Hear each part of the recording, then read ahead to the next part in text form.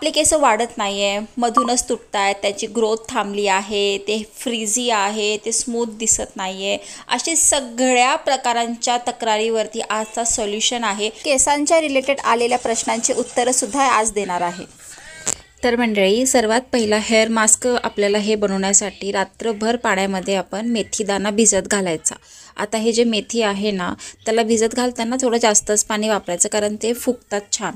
त्यानंतर कलौंजी म्हणजे कांद्याच्या बिया. कलौंजी म्हटलं की तुम्हाला कुठल्याही शॉपमध्ये मिळेल. हे 2 चम्मच आणि 2 चम्मच कुठलाही राईस. ठीक आहे, माझ्याकडे बासमती होता म्हणून मी बासमती टाकला. तुम्ही कुठलाही इंद्रायणी किंवा कुठलाही कोलम वापरू शकता. आता ते पाण्यातनं आपण हे काढून घ्यायचं आणि छानपैकी वाटून घ्यायचं. आता वाटत असताना बघा, त्याच्यामध्ये तुम्ही कढीपत्ता घाला, दही घाला. हे सगळं ना आपल्या केसांसाठी एक वरदान ठरलेलं आहे. मी गेल्या लॉकडाऊनपासून हे सगळं वापरते. बरं, माझं जे हिस्ट्री आहे केसांची ते मी तुम्हाला पुढे दाखवेलच, पण आता आपण हे सगळं वाटण तयार करून घ्यायचं. आज माझ्याकडे कढीपत्ता नव्हता, त्यामुळे मी कढीपत्ता टाकला नाही. पण जर तुमच्याकडे जास्वंदाची पानं, जास्वंदाची फुलं किंवा कढीपत्ता किंवा लसूण आणि अद्रक हे सुद्धा थोडं प्रमाणात टाकलं की खूप सुंदर केस होतात. हे बघा, आपण ना म्हणजे महागडे प्रोडक्ट वापरण्यापेक्षा जर घरच्या घरी असं केलं ना, महिन्यातनं 4 वेळा करा किंवा 6 वेळा करा. जर तुमच्या केसांच्या कुठल्याही समस्या असू दे, केस गळती असू दे, केस म्हणजे केसांमध्ये टक्कल पडू दे किंवा केस मधनंच तुटतात, कमजोर आहे, कुठल्याही प्रकारच्या काहीही अडचण असतील तर ह्या म्हणजे पॅकनी ते सॉल्व्ह होतील. मी तुम्हाला माझे पुढं केस दाखवते कसे होते पूर्वी.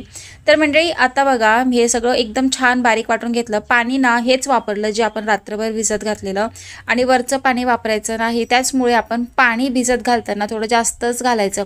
कांदा टाकायचा, कांद्याचा जो वास येतो ते घालवायचं कसं ते पण मी तुम्हाला पुढं सांगतेच.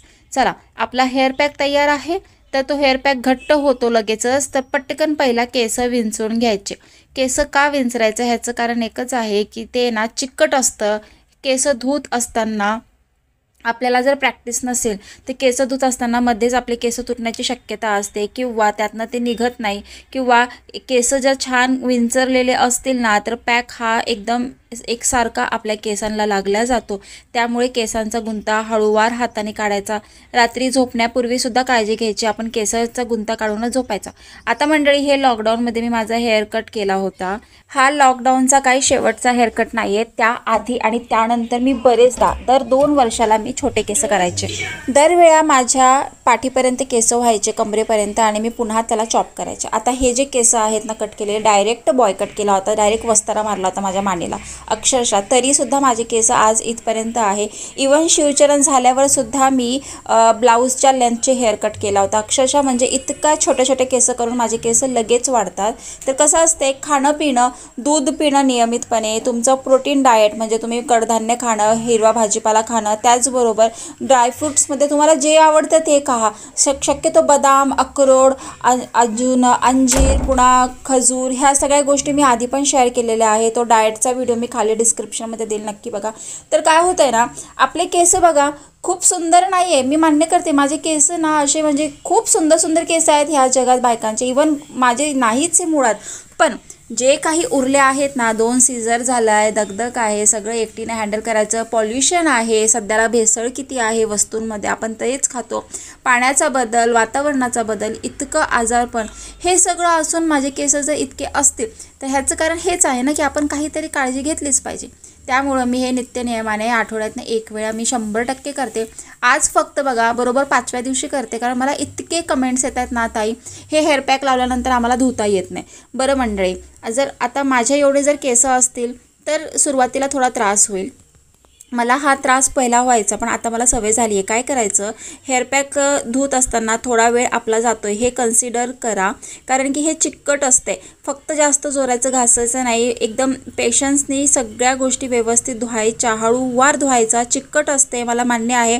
15 ते 20 मिनटं लागतात, मला 10 मिनटामध्ये धुणं होते, पण तुम्ही 15 ते 20 मिनटं घ्या, हळूवार करा, टेन्शन घेऊ नका, डिप्रेशनमध्ये येऊ नका.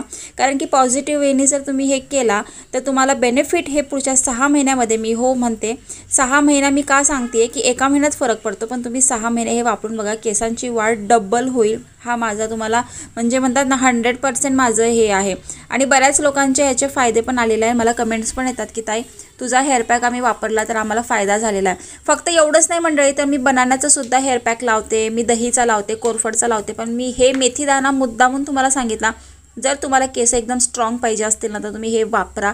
आता शॅम्पू तुम्ही तुमच्या आवडीचा वापरा, फक्त खाणं पिणं तुम्ही चांगलं ठेवा. शॅम्पूमध्ये फक्त क्लिनिक प्लस आणि हे वापरू नका, वाटिका वगैरे जे असतं ते वापरू नका. बाकीचं डव वापरा, ट्रेसमे वापरा, पुन्हा जे आयुर्वेदिक असतात ते वापरा. आपण आता हिवाळ्यामध्ये ना केसांसाठी शिकाकाईचा शॅम्पू घरीच बनवणार आहोत, तर ते पण मी शेअर करेल. आता हा हेअरपॅक इतका नॅचरल आहे की आपण आपल्या मुलांना, मुलीला किंवा आपल्या नवऱ्याला पण सुद्धा देऊ शकतो वापरायला. त्याचबरोबर बघा थोडंफार चिकट पडलेलं असताना ते लगेच पुसून घ्यायचं, म्हणजे ते फरशीला राहत नाही. थोडेसे पेशन्स ठेवा मंडळी. एखादी चांगली गोष्ट आपल्याला पाहिजे असेल त्यासाठी मेहनत करणं पण तेवढंच गरजेचं आहे. तर माझं घरातलं सगळंच काही आवरलेलं आहे. 45 मिनिट झालेले आहे. आता हे मी धुवून घेणार आहे मंडळी. थोडासा त्रास होतो, प्लीज समजून घ्या. कुठलीही चांगली गोष्ट नाहीतर मग एकच आहे, टकलं पडल्यानंतर आपल्याला ट्रीटमेंट घ्यावे लागतील, महागडे औषधं खावे लागतील. पुन्हा मग ते PRP थेरपी आहे, पुन्हा मग ते हेअर ट्रान्सप्लांट आहे. हे सगळं जर आपल्याला नको असेल तर ॲटलिस्ट आपण 45-50 वर्षापर्यंत आपले सुंदर केस घेऊन मिरवू शकतो. त्यानंतरचं कोणी बघितलंय बघा, मला सांगा. मला पण खूपदा असं वाटतं की मी हेअरकट करावं, पण पप्पा माझी मालिश करायचे ना माझ्या केसांची आत्ता जाण्यापूर्वी, तर मला म्हटलं होतं की केस कापू नको. तर अजून त्यांना वर्ष पण झालेलं नाही, म्हणून त्यांची इच्छा मी नाही करणार, तसं मी नाही कापणार केस. पण खरंच थोडंसं डिफिकल्ट होतं आहे एवढे मोठे केस सांभाळणं, विंचरणं. त्यामुळे तुम्ही बरेचदा माझे केस ना असे आंबाडा घातलेला पाहिला असेल. तर बघा मंडळी, खूप जास्त मोकळे केस ठेवू नका. मोकळे केस ठेवल्याने सुद्धा खूप फ्रीझी होतात. मी माझ्या केसांना अजिबात आजपर्यंत कुठल्याही केमिकल ट्रीटमेंट केलेली नाहीये. मला खूप सारे लोक म्हणतात मॅम आमच्या इथे या, आमचं प्रमोशन करा, की स्ट्रेटनिंग असतं, परमनंट स्ट्रेटनिंग, स्मूथनिंग, स्पा वगैरे. तर फ्रँकली मी आजपर्यंत नाही केलं आणि मला वाटत नाही की मी पुढे करेलच कधी. जर काही चांगलं असेल, आयुर्वेदिक असेल तर मी नक्कीच करेल. आय डोंट नो पुढं काय होईल, ते पुढे बघू. पण मी आजपर्यंत केलेलं नाही. ऑप्शन्स खूप सारे होते पण नाही केलं. शक्यतो मलाही तुम्हाला ते सांगायचं आहे की परमनंट स्ट्रेटनिंग करू नका. मी त्या टेम्पररी सुद्धा स्ट्रेटनिंग कधीच करत नाही. मला वाटते की मी मागच्या वेडिंग अॅनिव्हर्सरीला, आता त्याला 1 वर्ष होत आले असतील, मी तेव्हाच एकदा स्ट्रेटनिंग केली होती आणि लगेचच दुसऱ्या दिवशी हेअर वॉश केला. जर सपोज तुम्हाला स्ट्रेटनिंग करायची असेल ना मंडळी, तर हे हीट प्रोटेक्टर वापरा, ॲलोवेरा जेल वापरा, त्यानंतरच स्ट्रेटनिंग करा. आणि प्लीज टेम्पररी स्ट्रेटनिंगच करत जावा, परमनंट करू नका. हेअर खूप प्रचंड प्रमाणात डॅमेज होतात. माझे खूप सारे फ्रेंड्सचे मी बघितले, एकदम स्ट्रेट असतात यार, त्याला काही आकार नौकार असतोय. त्यामुळे नॅचरल केस कधीही बरे असं मला वाटतंय. आणि सर्वसामान्य लोकांनी तर खरंच मला वाटते करूच नाही, कारण की त्यांना फॉलोअप घेणं खूप डिफिकल्ट असतं. प्रत्येक 6 महिन्यांनी म्हणा किंवा 1 वर्षभराने आपल्याला त्याचे शॅम्पूज वगैरे त्यांचेच वापरावे लागतात. आपलं डव किंवा हे असलं चालत नाही. त्यामुळे ठीक आहे, टेम्पररी स्ट्रेटनिंग करा, मस्तपैकी एन्जॉय करा आपले नॅचरल हेअर्स. आणि चला, व्हिडिओ खूप मोठा होत आहे आणि असंही तुमचं म्हणणं आहे की तुम्हाला माझे व्हिडिओ आवडतात, तर इतका पण मोठा नको द्यायला की लोक मला बोर होतील. आणि चला, आज खास तर हा रिक्वेस्टेड व्हिडिओ होता, त्यामुळे मी मुद्दामून पुन्हा 5व्या दिवशी हे केलं. पण याचं काहीही नुकसान होणार नाही आहे. ह्याचं कारण एकच आहे की हे आयुर्वेदिक आहे, घरातलं आहे, नॅचरल आहे, त्यामुळे ह्याचं नुकसान काहीच होणार नाही आहे. तुम्ही फक्त कुठलीही गोष्ट करत असताना विश्वास ठेवा. माझ्यावर ठेवण्यापेक्षा तुम्ही जी गोष्ट करताय ना त्याच्यावर विश्वास ठेवा, मग ती कुठलीही असू दे. जर तुमचा विश्वास असेल ना ह्या पॅकवरती, तर तुम्हाला त्याचे बेनिफिट्स पाहायला नक्की मिळतील. माझे ना स्कॅल्पवरती इतके स्मॉल साईजचे, इतके बारीक असे केस आलेले आहेत ना, जे हेअरफॉल होतो ना त्याच्या जागी नवीन हेअर उगतात. का? कारण की आपण हे सगळं वापरतो. खाणं पिणं आहे, दूध वगैरे व्यवस्थित घेते, प्रोटीन डाएट माझा आहे. आता मी मिल्कशेक चालू केलेला आहे, त्याची रेसिपी सुद्धा मी शेअर केली होती परवा. त्याच्यामुळे माझं गुडघेदुखी, पाठदुखीचा त्रास थोडा कमी होत आहे. आणि जर सतत केलं ना काही महिने, तर मला वाटते कम्प्लिटली ते जाईलच, कारण त्याच्यामध्ये कॅल्शियम, आयरन, विटॅमिन, प्रोटीन, ते सगळ्या गोष्टी आहेत त्या मिल्कशेकमध्ये. 1 ग्लासवरून मी पित असते. तर ड्रायफ्रुट्स खावा. आता हिवाळा येतोय, चांगलं खावा. आता आवळे पण येतील, आपण खूप छान गोष्टींचा व्हिडिओ करूया, कारण की आवळ्यांचा बेनिफिट आपल्या केसांसाठी इतका आहे ना, तर मी ते तुम्हाला नक्कीच शेअर करेल. चला, आता हेअर वॉश करते. कसा हेअर वॉश करते ते तुम्हाला दाखवते. जर तुम्ही हा पॅक फर्स्ट टाईम लावला असेल तर तुम्हाला थोडंसं रिग्रेट वाटेल की काय मी नम्रताचं ऐकलं आणि हे लावलं, पण असं तुम्हाला होणार नाही ज्यावेळेस तुम्हाला ही सवय पडेल. तर मंडळी काही नाही, नॉर्मली आपण मस्तपैकी असं खाली मान करायचं, शावर खाली जायचं नाही. मी हे का करते, हे एका पद्धतीचं हे योगा झाल्यासारखं म्हणायचं. खाली मान केल्यामुळे आपलं ब्लड सर्क्युलेशन ॲक्टिव्ह होतं आणि आपण मसाज केल्यामुळे आपलं केसांची गळती जी असते ती सुद्धा कमी होते. कारण आपल्याला एवढा वेळ नसतोय कधीच की आपण खाली मान करणार आणि केसांची गळतीसाठी आपण मसाज करणार. तर हे एक बेनिफिट आहे. हेअर वॉश करताना असंच करायचं, दाखवल्याप्रमाणे बघा. एक मग पाणी घालायचं आणि हलक्या हलक्या हाताने मसाज करायची आणि पिळून काढायचं. ज्या पद्धतीने आपण आंबा पिळतो ना त्याच पद्धतीने आपण केसांमधला तो सगळा ज्यूस, जो चिकट ज्यूस असतो ना, तो मेथीचा ह्याचा त्याचा सगळा असा पिळून काढायचा. अशा पद्धतीने मला फक्त 1 बकेट लागते, तुम्हाला कदाचित 2 बकेट लागू शकते कारण स्टार्टिंग असेल तर. मला आता कळालेलं आहे कसं करायचं. अजिबात पॅनिक व्हायचं नाही, अजिबात टेन्शन घ्यायचं नाही. कुठलीही चांगली गोष्ट करताना थोडेफार पेशन्स आपण ठेवलेच पाहिजे, कारण ह्याचा जो बेनिफिट असणार आहे ते तुम्ही मला पुढच्या 6 महिन्यानंतर थँक्यू नक्की म्हणाल, हे मला गॅरंटी आहे. कारण की मी सुद्धा ज्याच्याकडून शिकली त्याला आजही थँक्यू म्हणते.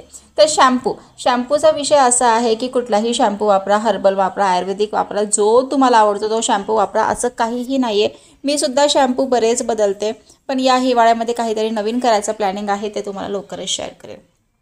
तर अशा पद्धतीने आपण छानपैकी केसांमधलं सगळं काढून घेतलेलं आहे. जो चिकटपणा आहे त्याच्याकडे फोकस करायचा, तोच काढायचा. बाकीचे जे बारीक बारीक कणं असतात ना ते ना हेअर वॉश केल्यानंतर जेव्हा केस पूर्णपणे वाळतात त्यावेळी ज्यावेळेस आपण केस विंचरू ना ते सगळं म्हणजे सगळं निघून जातं. अजिबात काळजी करायचं काहीही कारण नाही आहे. केसांचा जो वास येतो केस धुतल्यानंतर, तर माझा तर येत नाही, मे बी मला ती सवय झालेली असावी म्हणावी. पण आपण छान एखाद्या चांगल्या कंपनीचं हेअर सिरम वापरायचा. केसांमधलं थोडंफार पाणी गेल्यानंतर आपण लगेच सिरम वापरायचं. सिरम मी सध्याला जे वापरते आहे ते आहे लिवॉनचं. मला खूप सुंदर त्याचा स्मेल येतो आणि खूप छानही वाटतं. हे बघा, केस विंचरल्यानंतर प्रामाणिकपणे माझे इतके केस गळाले आहेत. आणि हे बघा, केस वाळल्यानंतर हे केसांमधलं हे सगळं निघून जातं. त्यामुळे काहीच काळजी करायचं काम नाही आहे. केसांमध्ये राहिलेल्या गोष्टी, जे कणं असतात, जे क्युटिकल्स असतात, मेथी दाण्याचे, कलोंजी सीडचे, ते निघतात. एक 50-60 केस गळणं हे स्वाभाविक आहे, त्याला काहीच काळजी करायचं कारण नाही. तर अजिबात घाबरू नका, अजिबात कंटाळ करू नका. केस आपले स्वस्त असतील तर हे सौंदर्य आहे आपलं, त्यामुळे काळजी घ्या. आणि आजचा व्हिडिओ कसा वाटला हे नक्की कळवा. आता उद्या आपला दिवाळीचं घराची स्वच्छता वगैरे करायची आहे, त्यासाठी व्लॉग करणार आहे. त्यामुळे आजचा व्लॉग मी इथेच थांबवते. चला तर भेटूया लवकरच. या व्यतिरिक्त जर तुम्हाला अजून काही माहिती जाणून घ्यायची असेल तर मला कमेंट करा. काही शंका असतील तर कमेंट करा. आणि केस वाळल्याशिवाय अजिबात विंचरू नका. हे माझे वॉश केल्यानंतरच्या दिवशी असे कुरळे केस दिसतात आणि नेक्स्ट डे माझे स्ट्रेट होतात, वेव्ही होतात. चला मग लवकरच भेटूया. बाय.